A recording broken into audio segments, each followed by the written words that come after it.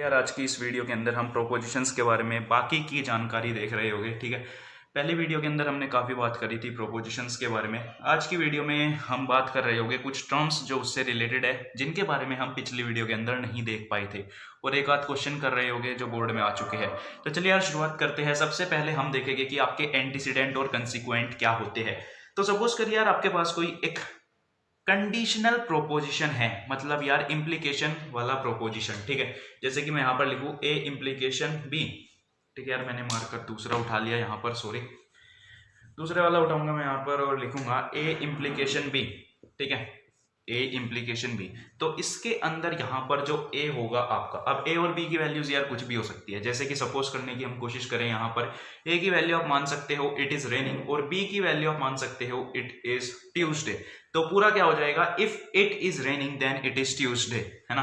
तो यार जो ए इम्प्लीकेशन बी के अंदर आपका ए वेरिएबल होगा उसको हम कहेंगे एंटीसीडेंट, एंटीसीडेंट, और जो बी वेरिएबल होगा इसको हम कहेंगे कंसिक्वेंट। ठीक है, तो ये बातें तो यार आपको काफी आराम से समझ में आ चुकी होगी कि एंटीसीडेंट और कंसिक्वेंट क्या होता है। इम्प्लीकेशन स्टेटमेंट के अंदर या इम्प्लीकेशन प्रोपोजिशन के अंदर जो आपका पहला प्रोपोजिशन वेरिएबल होगा उसको एंटीसीडेंट कहेंगे, और जो आखिर वाला प्रोपोजिशन वेरिएबल होगा उसको हम कंसिक्वेंट कहेंगे। ठीक है यार, इतना आपके समझ में आ चुका है। अब हम यहाँ पर कुछ टर्म्स के बारे में बात कर रहे होंगे, जैसे कि आपकी tautologies, contradiction, consistent statements, contrapositive, inverse, converse, इन सब के बारे में बात कर रहे होंगे। तो सबसे पहले बताइए यार आपके टाउटोलॉजीज क्या होते हैं। टाउटोलॉजीज स्पेलिंग देख लेना यार, सही है गलत। तो मैं अगर आपसे कहूं कि आपके पास एक कोई कंपाउंड प्रोपोजिशन है, कंपाउंड प्रोपोजिशन यानी कि जो सिंपल प्रोपोजिशन से बनकर मिला हो, ठीक है, उसके अंदर हम कनेक्टिव्स लगा देते हैं सिंपल प्रोपोजिशंस के अंदर, ताकि वो एक कंपाउंड प्रोपोजिशन बन जाए और वो हमेशा सही साबित हो, वो हमेशा सही साबित हो। चाहे यार आपकी जो सिंपल प्रोपोजिशन होगी उनकी वैल्यूज यार कुछ भी हो, लेकिन वो हमेशा सही साबित होना चाहिए। जैसे कि यार मैं आपके सामने लिखूं यहाँ पर ए इम्प्लीकेशन बी, तो आपका अब आप ये मुझको बताइए कि ये कंपाउंड प्रोपोजिशन है या नहीं है। जी हाँ, ये कंपाउंड प्रोपोजिशन है। तो मैं अगर आपसे कहने लगूं कि जो ये कंपाउंड प्रोपोजिशन है अगर ये हमेशा सही साबित हो तो ये एक टाउटोलॉजी है। जैसे कि यार इसकी हम यहाँ पर ट्रुथ टेबल बनाने की कोशिश करें। ठीक है, यहाँ पर मैं लिखूंगा ए, यहाँ पर मैं लिखूंगा बी, और यहाँ पर लिख देते हैं ए इम्प्लीकेशन बी। तो सबसे पहले यार आपको यहाँ पर वैल्यू सेट करनी होगी 0 1 0 1। ठीक है, आपको पता ही होगा यार हमने ऐसा क्यों किया, क्योंकि हम सारे जो पॉसिबल आपकी वैल्यूज है उसको हम यूज कर पाए। ठीक है, और वो यहाँ पर अब आप अगर ऐसे करने बैठ जाए कि एक बार 0 होगा 0 होगा, 0 1 होगा, 1 0 हो सकता है और 1 1 हो सकता है। अगर आप कुछ ऐसा करने बैठ जाए तो यार आपको काफी टाइम लगेगा और काफी यार आपका कॉम्प्लेक्स भी हो सकता है जो आपका कंपाउंड प्रोपोजिशन होगा। तो आपके पास यार लॉजिक होता है यहाँ पर, मतलब एक ट्रिक कह सकते हो आप। अगर सपोज करिए आपके पास यहाँ पर सिर्फ दो सिंपल प्रोपोजिशंस है, तो आप आखिर वाले से शुरू करिए 0 1 0 1 कुछ इस टाइप से। आपको 2 की पावर्स में चलना है, फिर अगले वाले पर आप क्या करिए 0 0 1 1। ठीक है, कुछ इस टाइप से कर लीजिए। अगर आपके पास 3 होते तो फिर आप क्या करते हैं यहाँ पर 0 0 0 0 1 1 1 1। ठीक है, और इसको भी यार आपको एक्सटेंड करना होगा फिर यहाँ पर। ठीक है, 0 1 0 1, मतलब यार इसी के हिसाब से चलना है। कितनी रोज बनी यहाँ पर, अगर आपके पास 3 सिंपल प्रोपोजिशन है, 1 2 3 4 5 6 7 8, मतलब 2 की पावर 3 रोज यार आपकी बननी है।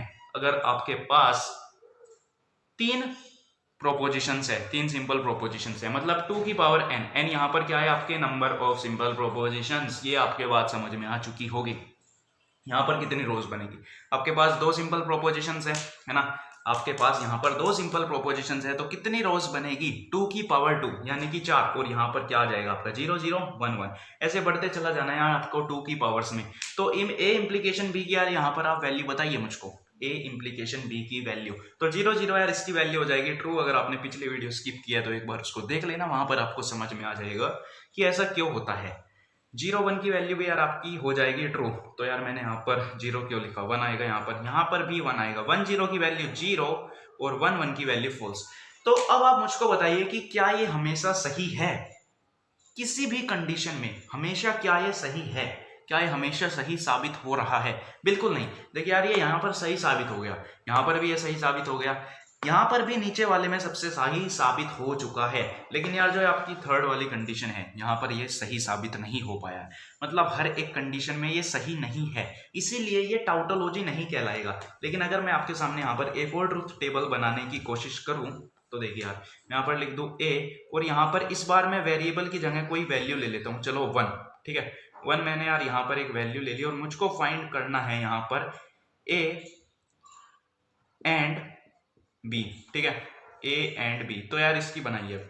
a की वैल्यू यार यहाँ पर देखिए 0 और 1, यहाँ पर 1 और 1, क्योंकि यार वो वैल्यू ऑलरेडी 1 ही है तो 1 1 ही रहेगी। तो पॉसिबल कॉम्बिनेशंस तो यार आपके यही होंगे, ठीक है। तो 0 एंड 1 क्या देगा आपको, 1 देगा, 1 एंड 1 1 देगा।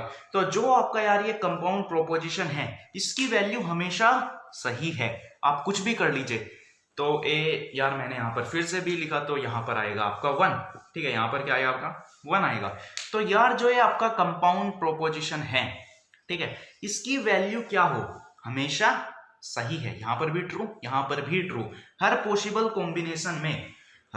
कॉम्बिनेशन में इसकी वैल्यू हमेशा सही साबित हो रही है। इसका मतलब यार आपका a एंड 1 क्या है, एक टाउटोलॉजी है, ठीक है। तो आई होप आपके समझ में आया होगा कि टाउटोलॉजी क्या होती है। कुछ इस टाइप से भी आप कह सकते हो कि यार वो कंपाउंड प्रोपोजिशन जिसकी ट्रुथ वैल्यू हमेशा 1 आ रही हो, है ना, आप देख सकते हो हमेशा 1 आ रही है इसकी ट्रुथ वैल्यूज, या फिर वो कंपाउंड प्रोपोजिशन जो हमेशा सही साबित हो रहा हो। भले ही आप सिंपल प्रोपोजिशन जो होगे उसकी वैल्यूज यार कुछ भी सेट कर लीजिए, 1 कर लीजिए या 0 कर लीजिए, उसको यार आप सही रखिए या गलत रखिए, आपका जो कंपाउंड प्रोपोजिशन होगा वो हमेशा सही साबित होगा। टाउटोलॉजीज के बाद यार आपका आता है कॉन्ट्राडिक्शन, जो इसका बिल्कुल उल्टा है। क्या आता है आपका कॉन्ट्राडिक्शन,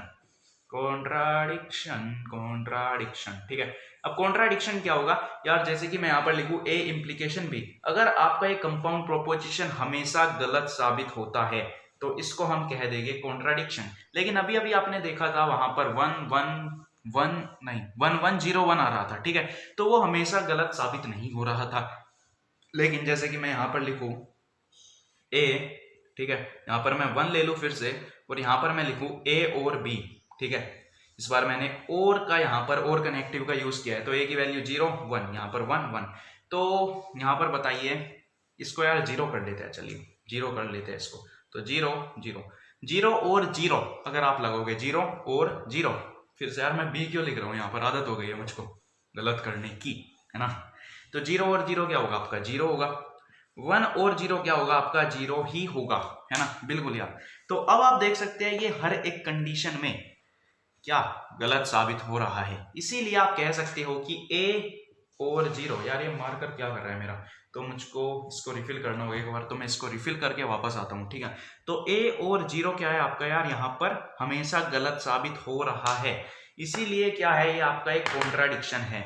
a और 0 एक कॉन्ट्राडिक्शन है, a एंड 1 एक क्या है आपका टाउटोलॉजी है। और सिर्फ यार ये दो नहीं बल्कि बहुत सारे यार ऐसे कंपाउंड प्रोपोजिशंस हो गए जो टाउटोलॉजी हो गए, जो कंट्राडिक्शन हो गए। आपको कुछ कंपाउंड प्रोपोजिशंस दे दिए जाएंगे और आपसे कहा जाएगा कि आप बताइए हमको कि ये टाउटोलॉजी है या कॉन्ट्राडिक्शन। तो आपको क्या करना होगा यार, उनकी ट्रुथ वैल्यूज को फाइंड करना होगा, और अगर उसकी हर एक ट्रुथ वैल्यू 1 आ रही है तो वो टाउटोलॉजी होगा, अगर उसकी हर एक ट्रुथ वैल्यू 0 आ रही है तो उसको हमेशा कॉन्ट्राडिक्शन होगा।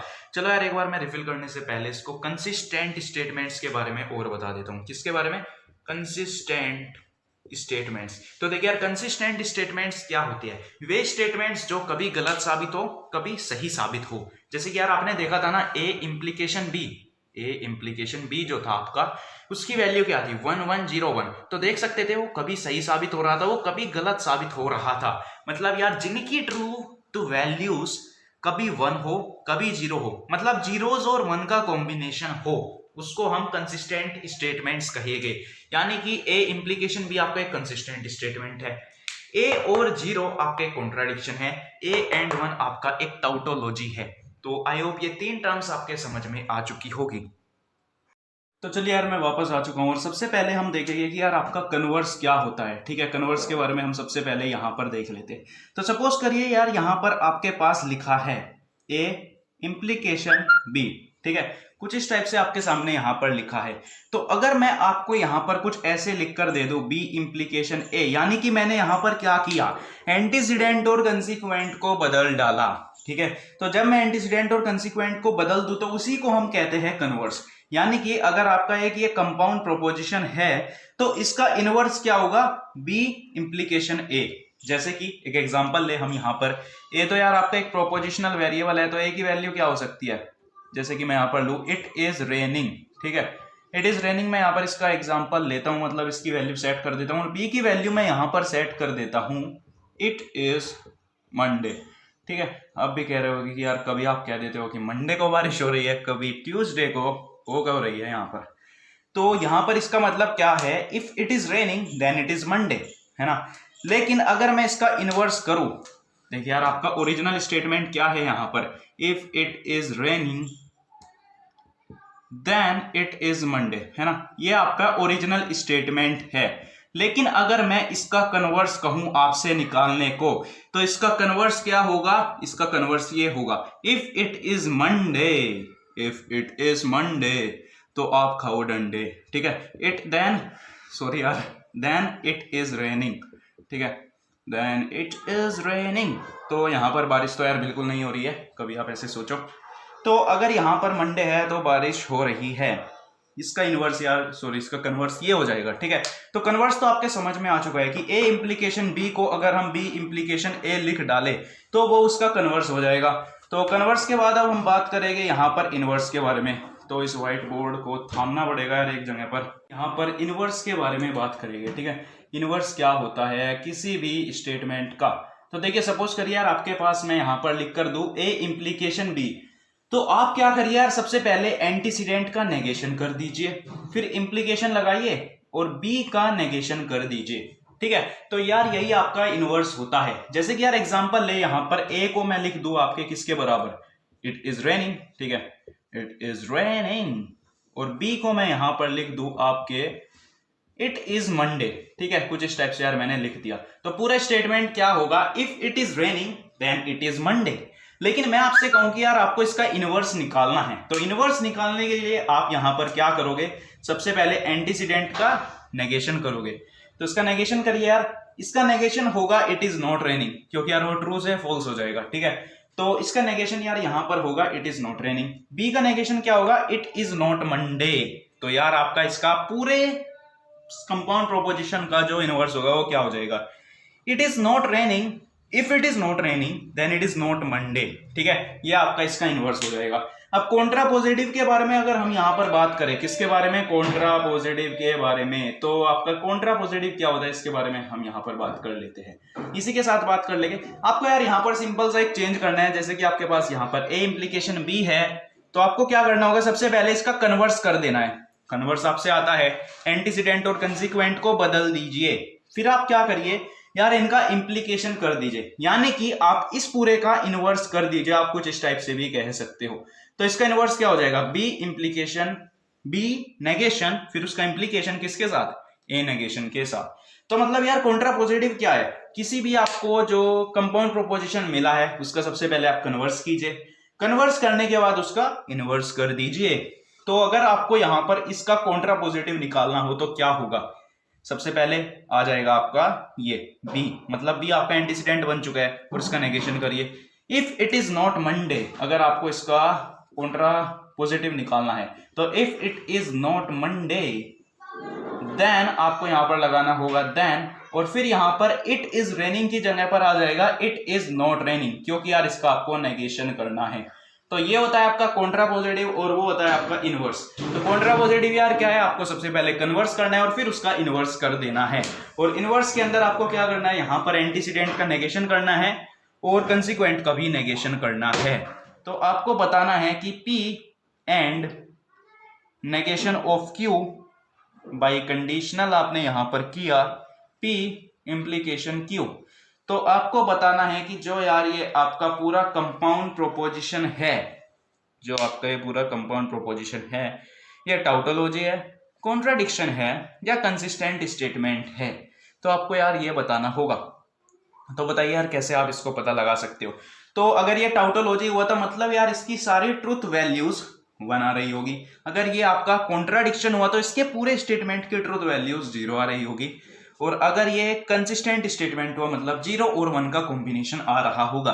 तो देखिए यार यहाँ पर कितने प्रोपोजिशन वेरिएबल्स है, 2 है, तो यार आप उसको बना लीजिए एक बार। P यहाँ पर बनाएंगे क्यों, ठीक है, आगे बढ़ते जाएंगे 0 1 0 1 0 0 1 1, ये लॉजिक मैंने आपको बता दिया है कि यार हम कैसे बनाते हैं ट्रुथ टेबल्स। फिर यार आपको देखिए सबसे पहले नेगेशन ऑफ क्यू की बनाइए, यहाँ पर हम बनाएंगे नेगेशन ऑफ क्यू की यहाँ पर। तो नेगेशन ऑफ क्यू की बनाएंगे तो 0 का 1 हो जाएगा, 1 का 0, 0 का 1, 1 का 0। अब हम बनाएंगे इस पूरे स्टेटमेंट के, क्योंकि यार आपको तोड़ तोड़ कर काम करना होगा।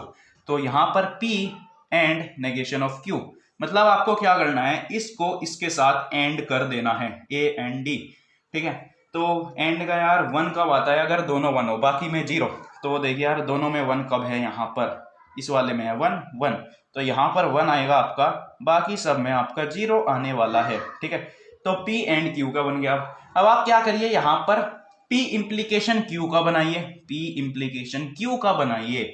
तो P इम्प्लीकेशन Q में देखिए यार फॉल्स कब आता है, जब आपका 1 0 होता है, 1 0 पर आपका फॉल्स आएगा, मतलब तीसरी बार के में आपका फॉल्स होगा, बाकी सब में आपका ट्रू होगा। फिर आपको यार क्या करना है, मैं इस स्टेटमेंट को यहाँ पर लिख लेता हूँ, ठीक है, लिख लेना, आप खुद लिख लेना, इस पूरे स्टेटमेंट को यहाँ पर लिखना। अब आपको इसका पूरा निकालना है, मतलब क्या, इसका और इसका बाई कंडीशनल निकालना है। तो बाई कंडीशनल यार ट्रू कब देता था, अगर 0 0 हो या 1 1 हो, और बाकी सब में वो फॉल्स देता था, यानी कि 0। तो यहाँ पर देखिए 0 0 या 1 1 कहीं पर है या नहीं है। देखिए यार मैं इसको ऐसे कर लेता हूँ, ठीक है, ताकि कंफ्यूज ना हो। तो 0 0 और 1 1 यहाँ पर नहीं है, तो यानी कि 0 0 0 0 सब जगह पर 0 है ना। तो ये क्या है यार, आपका एक कॉन्ट्राडिक्शन स्टेटमेंट है ना, क्योंकि यार ये हर एक कंडीशन में गलत साबित हो रहा है। इसका मतलब क्या है कि ये आपका एक कॉन्ट्राडिक्शन स्टेटमेंट है। तो आई होप आपके यार ये समझ में आया होगा कि ये ऐसा क्यों है, ठीक है। एक दो और एग्जांपल ले या फिर नहीं, तो चलिए यार आपके सामने एक और क्वेश्चन दूं या नहीं दूं। चलो यार आपको एक ट्रुथ टेबल बनाने की एक और प्रैक्टिस ही करवा देते हैं। आपको क्या करना है, यहाँ पर P नेगेशन चलो बाई कंडीशनल Q नेगेशन, और यहाँ पर हम दे देते हैं और R, ठीक है। कुछ इस टाइप से यार आपको करना है। देखिए एक और बात मैं यहाँ पर बताऊं, जैसे कि यार आप बोर्ड मास का रूल लगाते हो ना, ऐसे ही यार यहाँ पर भी प्रीसिडेंस होती है कि आपको किसको सबसे पहले टैकल करना है। जैसे कि यार सबसे पहले आप ब्रैकेट को खोलते हो, फिर डिवीजन करते हो, मल्टीप्लिकेशन करते हो, तो ऐसे ही यार यहाँ पर भी प्रीसिडेंस होती है। तो आपकी बुक में तो शायद नहीं दी है यार, फिर भी मैं आपको यहाँ पर बताने की कोशिश करूँ तो सबसे ज्यादा यार आपकी जो नेगेशन होता है ना उसकी होती है, उससे पहले यार आपकी ब्रैकेट की होती है, ठीक है, उससे पहले आपकी ब्रैकेट की होती है। क्योंकि यार ब्रैकेट तो जो वहां पर ब्रैकेट लगा सबसे पहले उसी को डील करना है आपको। तो यहाँ पर ब्रैकेट लगाया तो इसको डील करेंगे। तो देखिए यार इस बार यहाँ पर कितने हैं, 3 है। तो देखिए यार आप 3 को कैसे बना सकते हो, इस क्वेश्चन को करवाने का मेरा यही मकसद है। तो सबसे पहले आर को देखिए यार 0 1 0 1, देखिए कितनी रोज बनेगी, जब आपके पास 3 प्रोपोजिशनल वेरिएबल्स है तो 2 की पावर 3 रोज बनेगी। तो 1 2 3 4 5 6 7 8, ठीक है। फिर नीचे बढ़ेंगे, यहाँ पर यार ये लाइन में नहीं आ पाएंगे, 0 0 1 1 0 0 1 1, ठीक है, 0 0 0 0 1 1 1 1, ठीक है, कुछ इस टाइप से बन जाएगा। अब P नेगेशन बताइए यार यहाँ पर क्या होगा। P नेगेशन मतलब 1 1 1 1 0 0 0 0, है ना, बिल्कुल यार उसका उल्टा। फिर यार यहाँ पर आपको बाई कंडीशनल लगाना है इस पूरे स्टेटमेंट पर। आपको यार यहाँ पर Q नोट निकालना होगा। Q नोट क्या हो जाएगा, 1 1 0 0 1 1 0 0, है ना, इसका उल्टा हो जाएगा बिल्कुल जो आपका ये Q है। फिर यार आपको यहाँ पर उसको R के साथ और करना है, किसको, Q नोट को, सॉरी, Q नोट और विद R, इसको यार आपको R के साथ और कर देना है। तो मतलब जहां पर भी आपको 1 दिखेगा वहां पर 1 आ जाएगा, अगर दोनों 0 है तभी 0 आएगा। तो यहाँ पर 1, दोनों 0 देख लीजिए ना आप, एक बार कहाँ पर है, एक बार तो यार यहाँ पर है दोनों 0, एक बार कहाँ पर है, एक बार यहाँ पर है 7th बार पर, बाकी सब में यार आपका 1 तो आ ही रहा है, ठीक है। 1 2 3 4 5 6 3 4 5 6 7, मतलब एक और बच गया यार आपका 1 2 3, इसके साथ क्या है ना 4th पर देखिए, 4th पर 1 0 है, तो एक और यहाँ पर हम लगा लेते हैं 1, ठीक है। टोटल 8 रोज हो गई। अब इसको आपको क्या करना है, P नोट को और इसको बाई कंडीशनल की मदद से सोल्व करना है। कहाँ है आपका पी नोट, ये रहा, और इसको आप कर लीजिए, ठीक है। तो इसको करिए और यार कमेंट करके बताइए कि आपका आंसर क्या आता है, ठीक है। ये मैं आप पर छोड़ता हूँ ताकि मुझको पता लग सके कि आपके समझ आ रहा है या नहीं। तो ठीक है यार, आपके समझ में आ चुका होगा।